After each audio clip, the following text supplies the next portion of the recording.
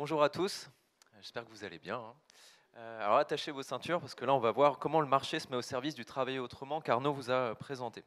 Alors pour nous c'est assez émouvant, hein, parce que c'est 5 mois de boulot qu'on essaye de vous résumer en 20 minutes, donc on a certains enseignements à vous montrer, donc je vous inviterai à télécharger l'étude à la fin de cette présentation.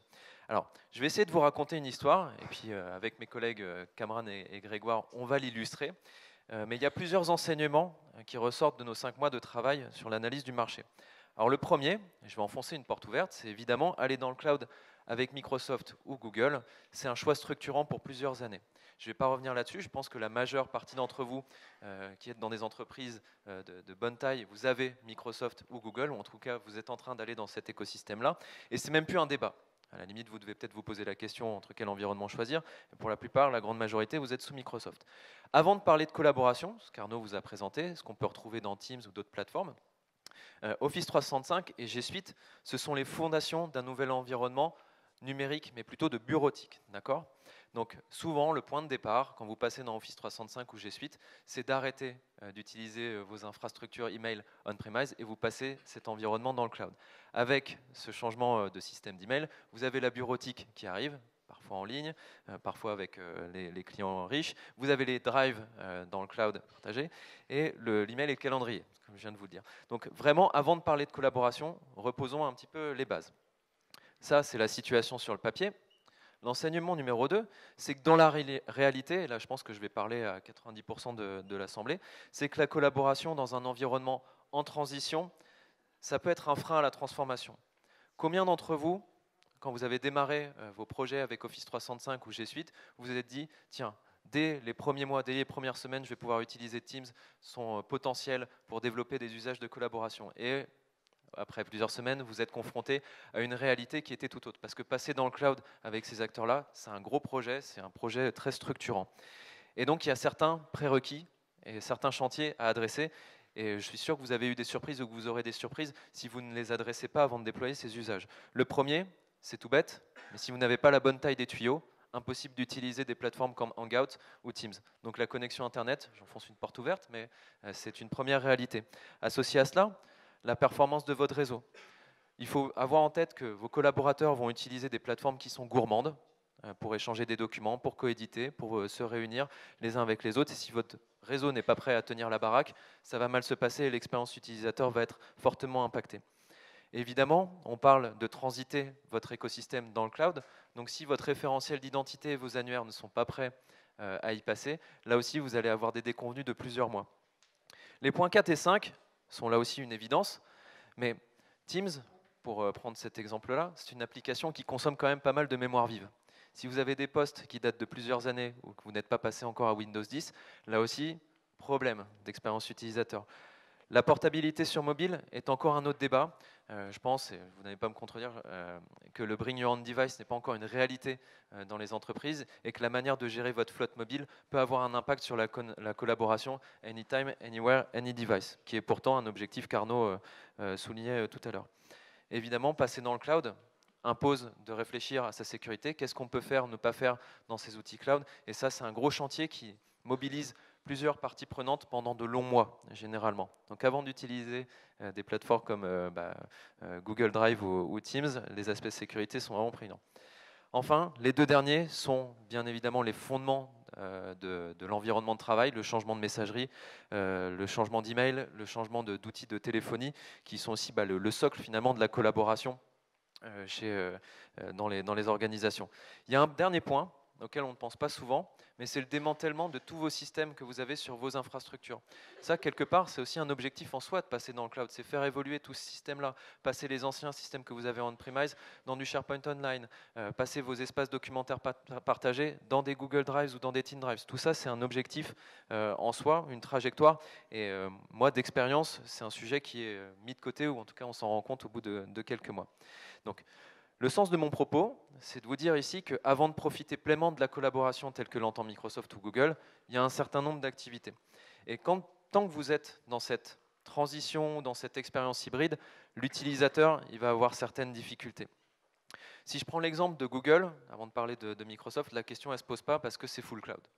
Si je prends l'exemple de Microsoft, on a encore la possibilité d'avoir des écosystèmes hybrides, et puis évidemment, une entreprise de plusieurs milliers de collaborateurs ne peut pas décemment passer en 3 mois dans le cloud. Donc on va avoir des systèmes un petit peu transitoires. Le premier problème qu'on peut avoir en matière d'expérience utilisateur, c'est le cloisonnement entre sa messagerie et les outils de collaboration pure cloud. Vous le savez, pour ceux qui l'expérimentent, et si vous êtes dans cette configuration-là, c'est assez compliqué d'avoir une collaboration fluide dans Teams quand vous êtes encore sur Exchange on-premise pour des systèmes de notification et tout un tas de problèmes assez aléatoires qu'on peut avoir. Le deuxième problème, mais qui est une bonne nouvelle in fine pour l'utilisateur, mais qui fait perdre des cheveux à certains collaborateurs dans l'organisation, c'est l'obsolescence de Skype for Business. Vous le savez, et c'est une bonne nouvelle encore une fois pour les utilisateurs, Teams va héberger et héberge déjà les fonctionnalités de Skype for Business.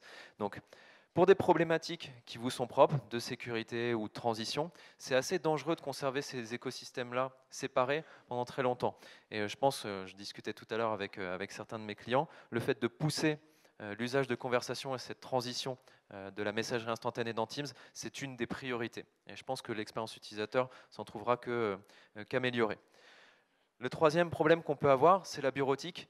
Beaucoup d'entre vous ont souscrit à du E3, certains d'entre vous ont encore des plans Office 2016, et quelque part, gérer ces deux écosystèmes n'est pas satisfaisant sur le long terme. Pour plein de raisons, notamment la portabilité. Moi, je pense qu'il est nécessaire d'aller au plus vite dans les outils de collaboration en ligne. Si je prends l'exemple de Microsoft, c'est Office Online. Et conserver Office 2016 pendant quelques années ne garantit pas une portabilité excellente. Donc ça aussi, ça fait encore un chantier à avoir. Enfin, le dernier sujet à adresser, mais qui est directement hérité du point que je vous parlais sur ces histoires de on-premise, c'est que ces écosystèmes-là, même s'ils portent le même nom, ne parlent pas vraiment le même langage. Je pense que ceux qui ont investi massivement sur du SharePoint on-premise ces dernières années savent de quoi je parle, mais il y a un sujet là-dessus. Donc, le sens de mon propos, c'est de se dire, on a un environnement sur Microsoft et Google. Évidemment, pendant cette période de transition, il ne faut pas s'attendre à ce que les usages soient aussi beaux qu'ils sont sur le papier. Il y a un autre point à prendre en compte, et là je fais du rebond avec ce qu'Arnaud présentait sur le chaos documentaire et l'inefficacité associée au passage d'anciennes pratiques dans des nouvelles plateformes. Je vais prendre deux exemples. L'exemple que tu citais tout à l'heure, Arnaud, c'est ce sac de nœuds de l'information qu'on peut avoir dans les Google Drives ou dans les Team Drives si on ne s'est pas mis d'accord sur des conventions d'usage. Donc d'un côté, on a un outil qui facilite le partage d'informations, mais l'effet rebond et l'usage qui peut plafonner, c'est justement la clarté dans cette information. Même chose, pour ceux qui utilisent les outils Google dans leur entreprise et qui utilisent Hangout comme messagerie instantanée, alors je vais vous parler très clairement, c'est le bazar. Voilà. Vous discutez en communauté, vous superposez les messages, c'est très difficile de retourner un message et de retrouver l'information. Et ça, c'est un usage qui, moi, m'énerve un petit peu au quotidien. Et je sens que mon équipe plafonne quand on travaille uniquement via Hangout. Chez Microsoft, et c'est ce qui fait aussi le marché de certains acteurs spécialisés comme SalesTeam ou PowellTeams, vous voyez, je vais commencer à parler de certains acteurs, c'est que dans Teams, la collaboration, elle est facilitée, elle se développe si on a décidé de travailler en cercle de confiance. Et là, on va avoir un problème si vous lancez un projet ou une communauté avec une équipe élargie, qui peut comprendre tous vos collègues qui travaillent sur le sujet, des prestataires. Vous lancez une communauté Teams, et puis assez rapidement, vous allez vous dire, tiens, en fait, il faudrait peut-être un canal privé pour échanger avec toute l'équipe sans les prestataires, ou bien créer un autre Teams. De même, on va essayer de déporter les usages d'échanges par mail directement dans les conversations, ou juste supprimer l'espace réseau partagé qu'on avait pour le porter dans le cloud. Tout ça, c'est bien, c'est une première étape, mais assez vite, si vous n'élevez pas le niveau de jeu dans ces plateformes-là, la collaboration va plafonner. Alors, une bonne nouvelle concernant Microsoft, et c'est ce qu'Adil va vous démontrer dans quelques minutes aussi, c'est qu'on a des bonnes évolutions qui sont super rassurantes et qui, pour moi, vont vraiment générer de la valeur ces prochaines années. Là, c'est Power Platform. Bon, Power Platform, c'est avant tout, je pense, une opération marketing pour restructurer l'offre, mais c'est Power Apps, Power Automate, anciennement Flow, Power Virtual Agent et Power BI. Pourquoi c'est une bonne nouvelle? Parce que créer des systèmes applicatifs avec des connecteurs qui vont permettre à deux environnements de discuter, de développer une messagerie d'équipe telle que Arnaud vous l'a présenté, c'est ça qui va créer de la valeur. C'est ça qui va permettre à un processus de vraiment se transformer et d'apporter vraiment toute une partie de transformation auprès des équipes. Vous allez le voir, Adil va vous en parler, on appelle ça les orchestrateurs. Bon, c'est une bonne nouvelle. Par contre, cette bonne nouvelle, le revers de la médaille, c'est qu'elle a un prix. Et c'est que, bon, si vous avez suivi l'actualité, Power Apps, Flow ne sont plus réellement compris dans les plans E3 à partir du 1er avril, il me semble. Et c'est ce que je mets ici, hein, je m'écarte un petit peu. Ce sont des tarifications qui sont assez onéreuses.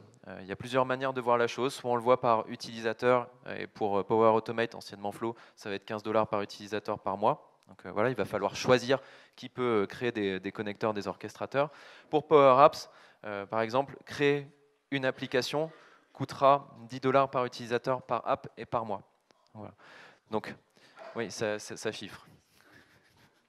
Bref, c'est une bonne nouvelle, mais effectivement, il va falloir investir si vous voulez partir avec cet acteur-là pour développer la transformation des processus tel qu'on peut l'entendre. L'enseignement 3, avant que je vous donne l'état le plus large possible du marché, c'est que ça laisse de la place à des acteurs spécialisés. Pour ceux qui nous connaissent depuis quelques années, vous savez qu'on défend cette idée du système d'information composite ou du best of breed, et pour nous, ça a un sens, que l'entreprise cherche à se tourner vers des acteurs best players pour créer de la valeur. Alors pourquoi? Parce que, tout d'abord, je pense que le standard monolithique, la solution qui fait tout et qui couvre tous les usages, on a essayé, certains s'en sont cassés les dents, je pense à Jive notamment, et nos pratiques collaboratives et de partage d'informations ont beaucoup évolué ces dernières années. Suivant qu'on veuille échanger avec un collègue, toute une équipe, toute l'entreprise, qu'on veuille partager de l'information en instantané ou plutôt chercher à structurer des choses pour y réaccéder après, on va avoir différents écosystèmes. Arnaud vous parlait de la messagerie d'équipe, on peut vous parler aussi de l'intranet réinventé, du réseau social d'entreprise. Voilà, on a plusieurs écosystèmes qui peuvent exister. Chez Microsoft ou chez Google, ça se traduit aussi par plusieurs acteurs qui adressent ces segments d'usage différents. Alors la bonne nouvelle, c'est que si vous êtes curieux, il y a un acteur best player qui correspond à chaque segment qu'on propose. Sur le réseau social interne, par exemple, on peut citer Workplace by Facebook, donc on reparlera tout à l'heure, mais qui consolide sa place de leader sur le réseau social interne. Pour la messagerie d'équipe et de productivité, je ne présente plus Slack, on y reviendra largement aussi dans quelques minutes. Et sur la partie intranet réinventée, on a des acteurs comme Loomaps, Powell, dont on parlera tout à l'heure. Donc sur chaque segment, il y a un best player qui émerge face à Microsoft et Google. Donc pour nous, ça peut être intéressant, c'est même une approche idéale, si on peut se permettre ce luxe, d'aller chercher des best players pour compléter ces environnements. Pourquoi? Souvent, et c'est le principe d'être un best player, c'est qu'on propose une expérience utilisateur de pointe. Et là, l'impact, c'est qu'une équipe qui est prête à se transformer le fera plus facilement avec une plateforme qui a une expérience utilisateur à la pointe. Jusque-là, ça va. Le deuxième point, c'est que ces spécialistes, ils ont des approches intéressantes pour connecter les collaborateurs de l'entreprise, tous les collaborateurs, y compris les frontline workers, les collaborateurs sur le terrain, ceux qui ont des travaux plus manuels dont tu parlais tout à l'heure. Là, on va retrouver Workplace by Facebook ou même certaines de vos équipes, j'imagine, qui utilisent Slack et Trello parce que c'est plus facile. Après, je ne parle pas de WhatsApp et du Shadow IT, mais c'est une réalité également. On le verra avec Adil tout à l'heure, mais ces environnements de travail, ces best players, peuvent interagir avec les environnements de travail numérique comme Microsoft, Google. Il y a des passerelles super intéressantes à créer, et ça, Adil vous les présentera tout à l'heure. Donc, vous me voyez venir, il est marrant avec ces histoires de best of breed, ça va me coûter un bras si je veux le généraliser à toute l'entreprise. C'est pas ça la question, c'est pas ce dont je suis en train de parler. Pour moi, ça n'a aucun sens d'ailleurs de généraliser un best of breed, de déployer Slack à l'échelle de 200 000 collaborateurs. Pour moi, c'est plus intéressant d'investir sur des populations qui sont prêtes à se transformer et de tester des choses. Pourquoi? Alors, la première raison, c'est que si on prend tous les usages et toutes les plateformes, on a déjà un premier socle d'applications qui couvre des commodités de collaboration. L'email, le calendrier, les drives, la bureautique. On a souvent des acteurs spécialisés ensuite qui vont venir sur l'intranet, le réseau social interne, et ensuite des plateformes avec des usages un peu plus pointus. Le sens de mon propos ici, c'est de dire que sur ces commodités-là, l'intranet et le réseau social d'entreprise, on est sur un standard que l'entreprise doit dicter. Ça n'a aucun sens d'avoir plusieurs RSE, réseaux sociaux d'entreprise, dans l'organisation ou plusieurs systèmes d'email. Ce qui peut être un peu plus local comme choix, ce sont les messageries d'équipe, ce sont les systèmes de gestion de tâches et les connecteurs, les orchestrateurs qu'on pourrait créer. La réalité, c'est qu'à l'usage, l'email et le calendrier sont utilisés par toutes les personnes qui sont informatisées. Et ça, on le sait, on a les indicateurs pour le prouver. Dès qu'on passe à l'usage des drives, de la bureautique en ligne, on a un taux d'usage qui chute.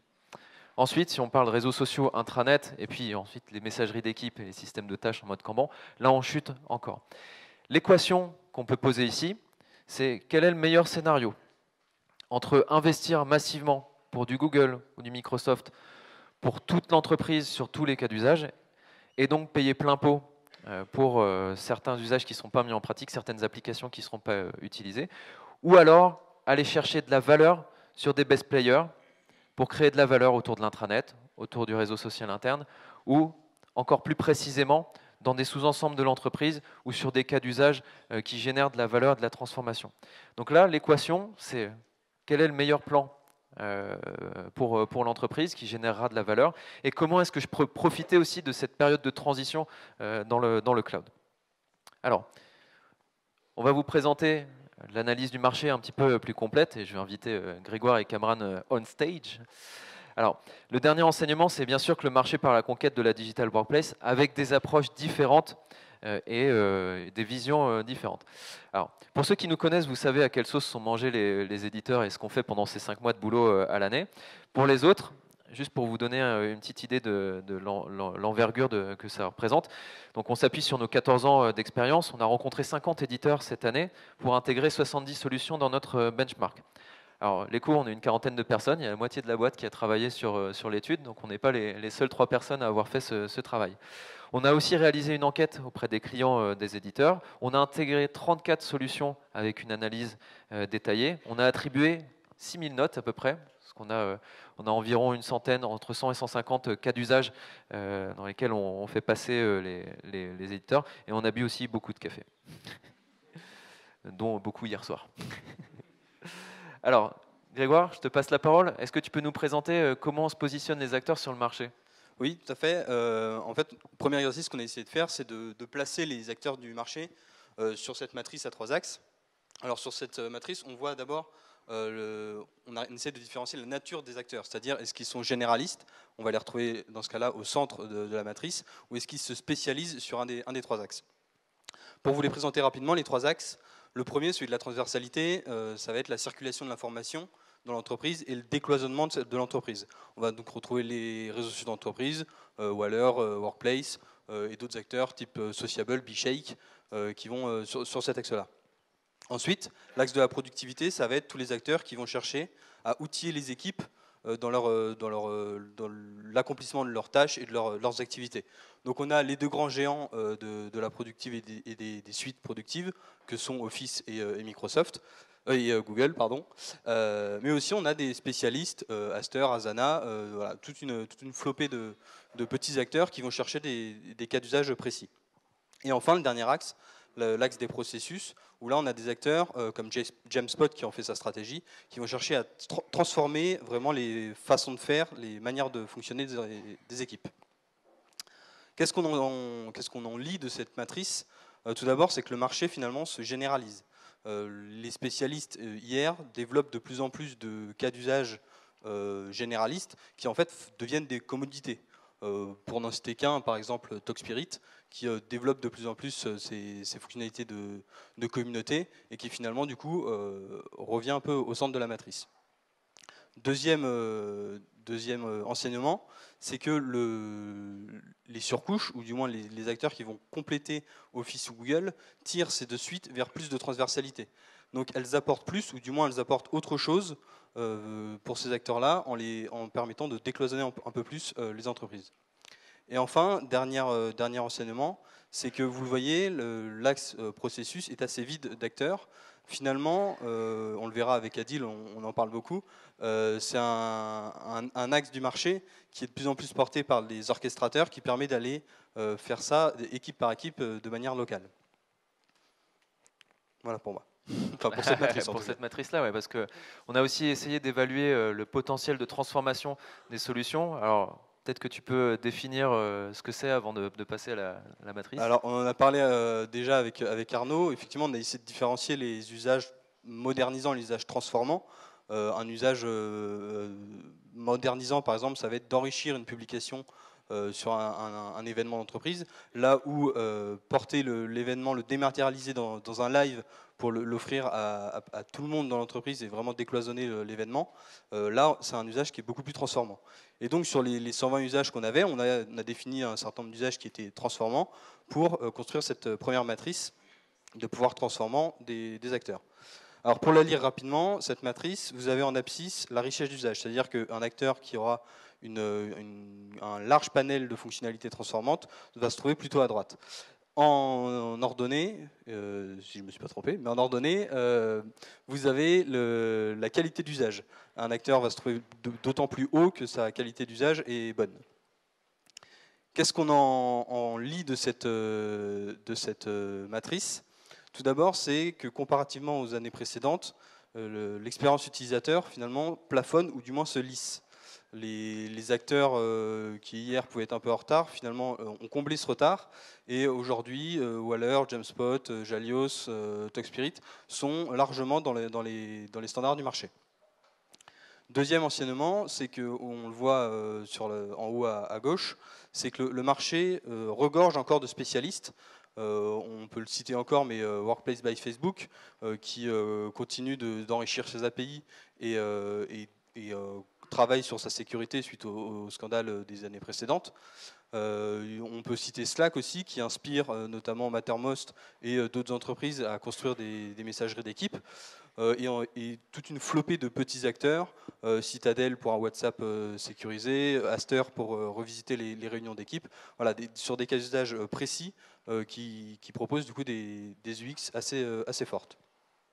Et dernier enseignement, c'est qu'on le voit, en comparant les suites Office et Google avec leur surcouche, ou du moins les acteurs qui vont chercher à les compléter, à en faire autre chose. Ces acteurs-là confirment qu'ils apportent de la valeur. On l'a vu, ils apportent de la transversalité dans ces suites, mais ils apportent aussi une meilleure UX, un meilleur pouvoir transformant sur ces suites. Et donc, on peut les citer, Loomaps sur Google, aussi APO, qui fait sa place en 2019, et sur Office, Powell notamment, ou Unili, qui font leur place pour justement construire une digital workplace à partir des suites productives. Merci Grégoire. Alors justement, on parle de digital workplace. Là, le prisme que vous a présenté Grégoire, il est intéressant pour juger du pouvoir transformant d'un acteur. L'autre manière de voir les choses, c'est de parler de digital workplace et de partir à cette conquête de ce concept. Alors, Cameron, est-ce que tu pourrais nous présenter les approches que choisissent les acteurs pour développer leur vision autour de la digital workplace? Bien sûr. Alors, avec les digital workplace, on a tous besoin d'accéder aux informations, aux outils, aux services qui sont mis à notre disposition. Pour y répondre, le marché nous propose deux approches différentes. La première approche, c'est un portail centralisé dans lequel c'est l'entreprise qui gère l'agencement des informations et les services mis à disposition des utilisateurs. La deuxième approche, c'est basé sur une messagerie d'équipe déjà existante et qui permet aux utilisateurs de gérer les connecteurs et l'affichage de son environnement de travail. Ok, très bien. Alors, quels sont les enjeux que doivent adresser ces acteurs qui développent une vision, on va dire, complémentaire? Alors, l'enjeu pour un portail d'intranet ou une digital workplace sur un portail, c'est de contextualiser les informations qu'on reçoit et les outils, les services qui sont mis à disposition en fonction du profil de l'utilisateur. Ça veut dire que quand j'arrive dans un portail, dans un site internet, dans un environnement avec les informations qui ne m'intéressent pas, je ne vais jamais y revenir. Ça, c'est simple. Et pareil pour une messagerie d'équipe, quand je gère en fait ma digital workplace, quand je crée beaucoup de connecteurs, et après je vais avoir beaucoup de notifications, beaucoup de messages ou parfois pas assez de messages, pas assez de notifications. Du coup, ça va impacter facilement l'efficacité de mon travail. Très bien. Alors merci pour ces deux approches. Alors, le marché traduit les deux approches que vient de vous présenter Cameron. Alors, le premier enseignement de cette matrice, alors déjà je vais peut-être vous la présenter avant de vous la détailler, c'est une matrice Digital Workplace. Alors sur les 120 usages dont je vous parlais tout à l'heure, constitue notre grille d'analyse. On a isolé les cas d'usage qui nous permettaient de juger d'un positionnement digital workplace d'un acteur. Des usages comme contextualiser l'information par rapport à un profil, paramétrer, mettre en place des systèmes de notification, donner accès à des applicatifs. Voilà, ce sont des cas d'usage qu'on a référencés pour construire cette matrice, dont vous voyez les résultats ici. Le premier enseignement est la conséquence de ce que vient d'expliquer Cameron, c'est qu'on a des leaders qui se démarquent et qui illustrent les deux approches pour développer la digital workplace. On a parlé de Loomaps, Loomaps qui rentre dans la cour des grands avec sa nouvelle levée de fonds à 70 millions de dollars et qui va passer à 400 collaborateurs cette année et développer son produit autour du search, de l'employee advocacy et des connecteurs avec d'autres écosystèmes comme Workday par exemple.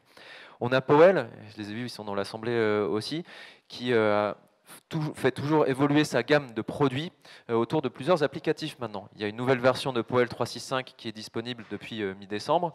On a toujours un Powell Hub qui se cherche sur son positionnement. Et on a un petit dernier, Powell Teams, qui vise, un peu comme Sales Team, à apporter une notion de gouvernance autour de Microsoft Teams, qui est un point super important. On a Slack dont on a largement parlé. On a un petit dernier aussi, si vous avez suivi l'actualité, c'est Front. Donc pareil, start-up basée en Californie, eux ils viennent de lever 59 millions, je crois, c'est leur deuxième levée.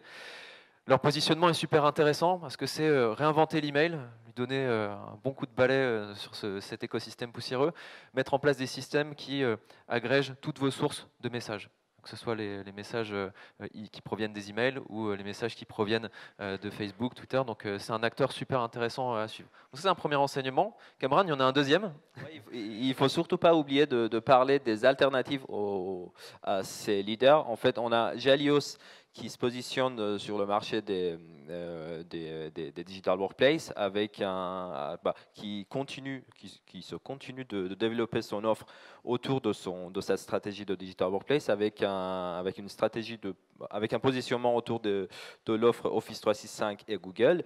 On a Exoplatform avec le même positionnement mais avec un peu de retard, mais on attend toujours la sixième version de l'outil en 2020.